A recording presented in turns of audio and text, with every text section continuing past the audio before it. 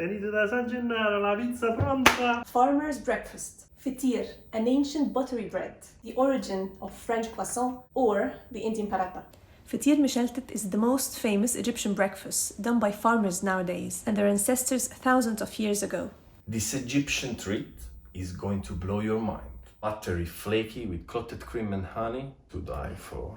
Quite laborious. Let's see how it's done.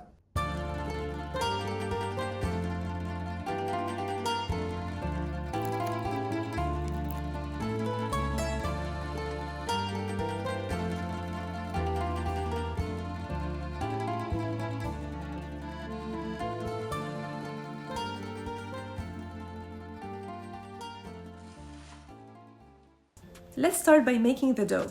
Add 20 grams of sugar and 15 grams of salt to 1 kilo of all-purpose flour. Then add the water gradually. I use 640 ml of water, but this can slightly differ from one flour to another. The key is to have a slightly sticky dough. I tried to make feteer 3 times as I was looking for a specific outcome. Knead the dough for a good 20 minutes or even more until it becomes white and very soft. See this dough? That was my first attempt. It was stiff and not very elastic. The water content was less. This dough gave me a hard time cutting and shaping into balls as it wasn't soft enough. I left the dough covered to rest for half an hour, and to make things even worse, I oiled my countertop, which made the dough very slippery. I decided to show you the whole process, 3 batches of dough, so you can avoid all the mistakes I've made. After cutting the dough into balls, 20 balls to be exact, I put oil on top so they don't stick together. I left them covered with cling film to rest again for another 30 minutes. This batch of dough will make 2 feteer. Each one will have 10 layers using 10 dough balls. Now let's make the filling. Some people mix ghee and oil. Some use just oil or just butter. I decided to use a mixture of butter, ghee, and extra thick double cream, so I can benefit from the rich flavor of ghee and the milk content of butter and cream, which will make feteer softer from the inside. Now roll each ball on oil surface until it's almost see-through. This little rolling pin made my life easier. It's a great tool, worth buying. As the dough is thin enough, spread some of the butter mixture on top and be generous. This will ensure even cooking and a more puffed up feteer. The thinner the layer of dough is, the softer and tastier your feteer will be. See how thin the dough is? That's another key for a great feteer. Now carefully fold the dough like an envelope, and don't worry if you tear the dough a little. It wouldn't make a difference and ruin your feteer. Put this rectangular dough aside and let's roll the next ball. Using the same technique, always oil your surface as you go. It will make rolling the dough way easier. Again, spread some of the butter mixture. Put the rectangular dough on top of the rolled one and carefully fold it up and leave it aside. Repeat this process 10 more times using 10 dough balls, folding one inside the other. The recipe of feteer is engraved on the walls of the tombs of ancient nobility in Luxor. The evidence was found in the era of a minister named Rahmira, 1450 to 1500 BC. At that time, feteer was being prepared for kings and priests, as it was made of pure white flour, which was a luxury then. It was called maltut. An ancient word means folded or rolled, as it was made of layers of dough folded inside one another. In Upper Egypt, up until now, it's still called metabbak or folded in Arabic. Later on, the farmers of Egypt called it Feteer Meshaltet. The word feteer is derived from the word fitar or breakfast, and meshaltet is a word to describe the way they roll the dough and rest it on pillows. Take the last rolled ball and put it on your baking pan. Use your knuckles to push down the dough. Spread it all over your pan. I learned that I should have rested the dough again at this point, as it was resistant and kept shrinking back. 3 days later. Finally! Spread some more butter mixture on top and bake it in a preheated oven at 200 degrees Celsius for 30 minutes, on the middle rack or until golden and puffy. I didn't like the look of my feteer, as it was torn up from the top due to too much spreading. I covered feteer with a towel for about 30 minutes to trap all the moisture inside and make it softer as it should be. See all the layers and how thin they are? I made another batch, but this time I tried to avoid all the previous mistakes. This batch I made was actually perfect. The dough is soft, stretchy and sticky.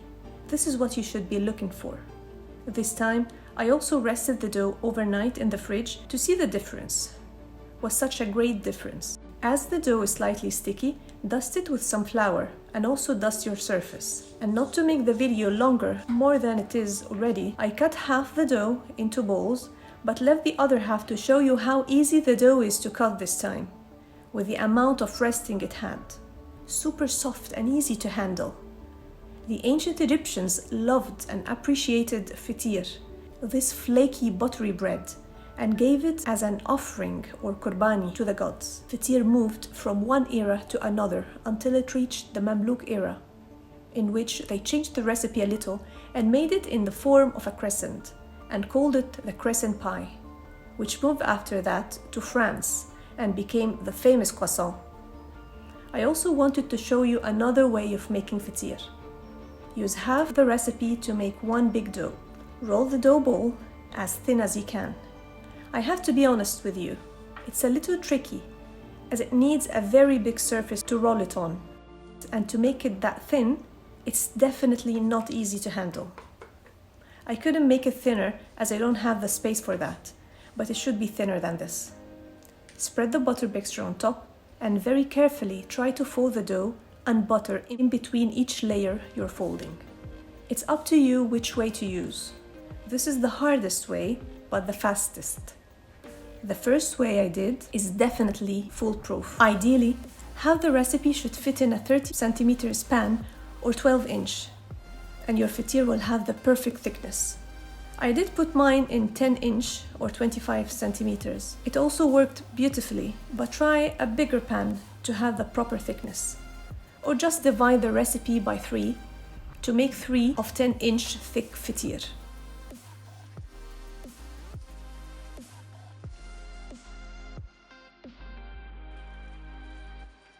I made another one using melted butter mixture to see if this will make any difference.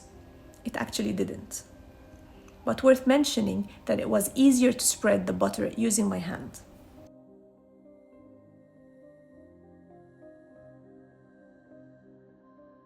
Feteer Meshaltet is also the origin of the Indian paratha, which is layers of dough with ghee in between. But the paratha has less layers, hence way thinner. The Egyptians innovated in making feteer and developed it. They filled it with sausages, vegetables, cheese, and olives. And also made it with milk and icing sugar. There is another version stuffed with cream or custard. Feteer moved to many other countries and was called different names as mutabbaq, misammin, or malawi.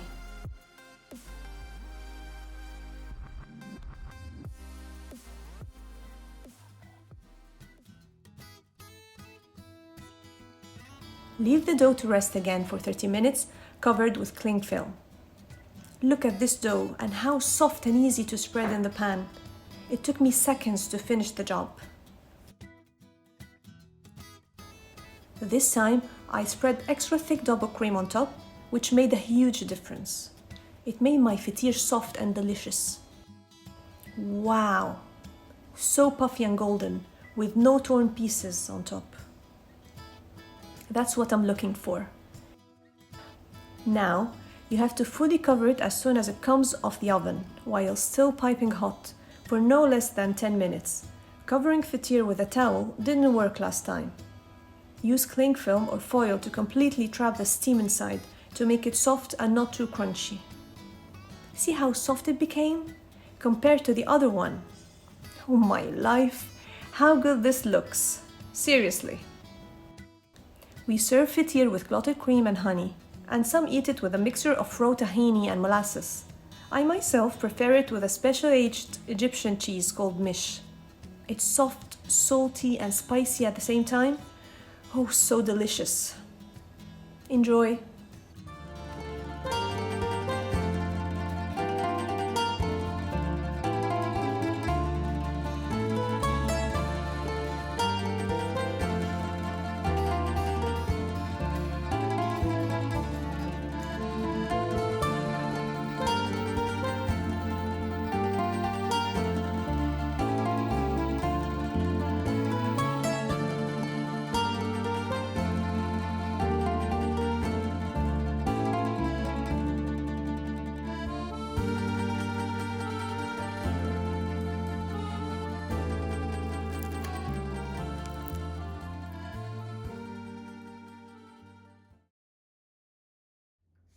So Stefano, the moment of truth.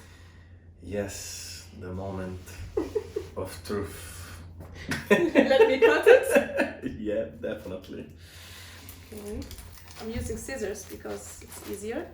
I can hear the voice of cholesterol. I'm just waiting for you to put it on the plate. Okay, if you can help me. Of course. Put some honey, Honey on first? the side. Yes. It doesn't matter actually. Okay. So honey here and some And clotted clotted cream. Here? Mm-hmm. Okay. Just a little bit more of fat Yeah. to make it lighter. Okay, so this is how you eat it. Okay. You cut a little piece like this. The sound Okay. of pleasure. And Yeah. then you dip it. In both. Here and basically. there. Mamma mia. Yeah. Sorry for the mess, but No, yeah. no, come on.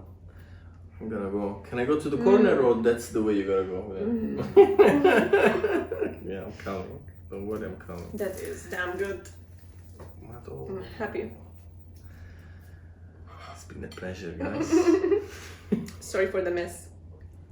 I never liked my hands messy, but it is what it is.